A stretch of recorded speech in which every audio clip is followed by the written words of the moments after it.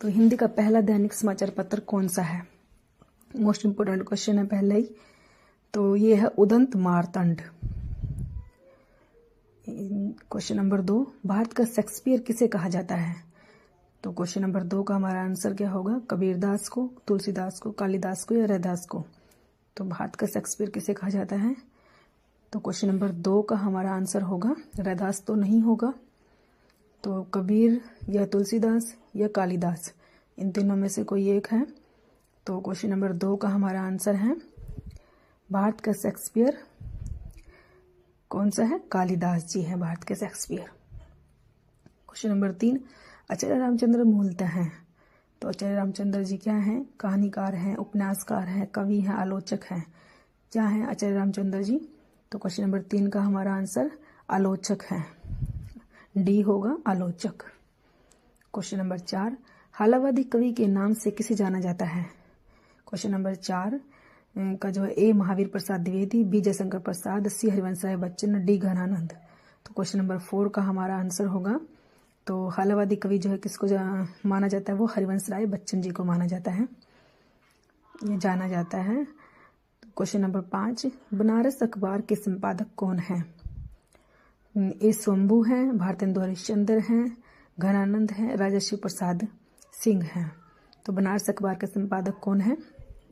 Question number 5 के कौन है बनारस अखबार के संपादक? तो राजर्षि प्रसाद सिंह हैं। क्वेश्चन नंबर 6, रामधारी सिंह दिनकर को किस रचना के लिए ज्ञानपीठ पुरस्कार मिला था? मोस्ट इम्पोर्टेंट क्वेश्चन है, ये पेपर में आया हुआ क्वेश्चन है। तो रामधारी सिंह दिनकर को ज्ञानपीठ पुरस्कार मिला था, तो कौन किस पे मिला था? वो हुंकार पे मिला था, रेणुका पे, यामा पे या उर्वशी पे? तो जो है हुंकार, रेणुका, उर्वशी ये भी रामधारी सिंह दिनकर की है, लेकिन उर्वशी पे इनको ज्ञानपीठ पुरस्कार मिला था रामधारी सिंह दिनकर को। क्वेश्चन नंबर 7, पाणिनि की रचना का क्या नाम है? तो पाणिनि की रचना का क्या नाम है? वेदांग ज्योतिष है, अष्टाध्यायी है, अर्थशास्त्र है, नाट्यशास्त्र है। क्वेश्चन नंबर 7 का हमारा आंसर क्या होगा? तो आंसर क्या होगा? अष्टाध्यायी होगा। पाणिनि की रचना का नाम क्या है? अष्टाध्यायी। क्वेश्चन नंबर 8, भारत के प्रथम राष्ट्र कवि कौन है? तो स्वंभू हैं, भारतेंदु हरिश्चंद्र हैं, घनानंद है, मिथिलेश गुप्त हैं। तो भारत के प्रथम राष्ट्र कवि कौन है? मोस्ट इम्पोर्टेंट है ये क्वेश्चन भी। तो राष्ट्र कवि कौन से हैं? भारत के जो पहले राष्ट्र कवि बने थे वो कौन बने थे? स्वंभू बने थे, घनानंद बने थे, मिथिलेश गुप्त बने थे या भारतेंदु हरिश्चंद्र बने थे?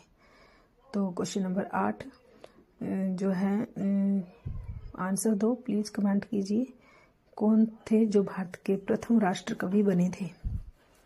तो मेरे चैनल को आप सब्सक्राइब कीजिए, वीडियो को जो है लाइक कीजिए, दोस्तों के साथ शेयर कीजिए। मैं आपके लिए मोस्ट इम्पोर्टेंट क्वेश्चन लेके आती हूँ, प्लीज जो आप सपोर्ट कीजिए। तो क्वेश्चन नंबर 8 का डी आंसर होगा मिथिलेश गुप्त।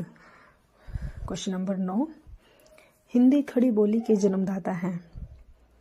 जो हिंदी खड़ी बोली है उसके जन्मदाता कौन है? जयशंकर प्रसाद है, सुमित्रानंदन पंत है, भारतेंदु हरिश्चंद्र है, अज्ञे है। तो क्वेश्चन नंबर 9, हिंदी खड़ी बोली के जन्मदाता कौन है?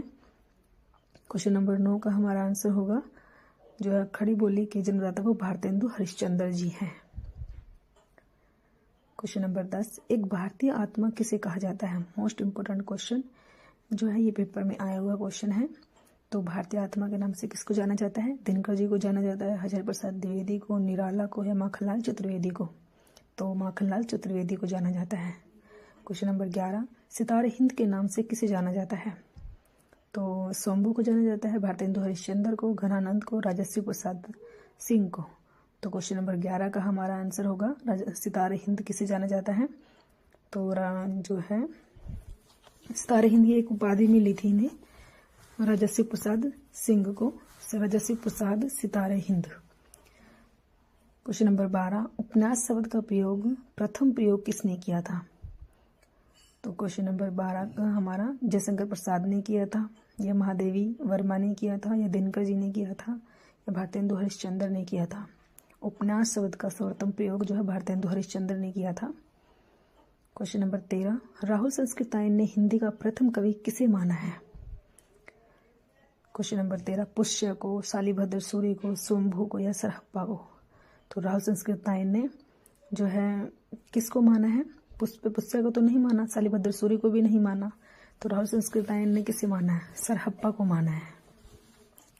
क्वेश्चन नंबर 14, दो बैलों की कथा किसकी रचना है?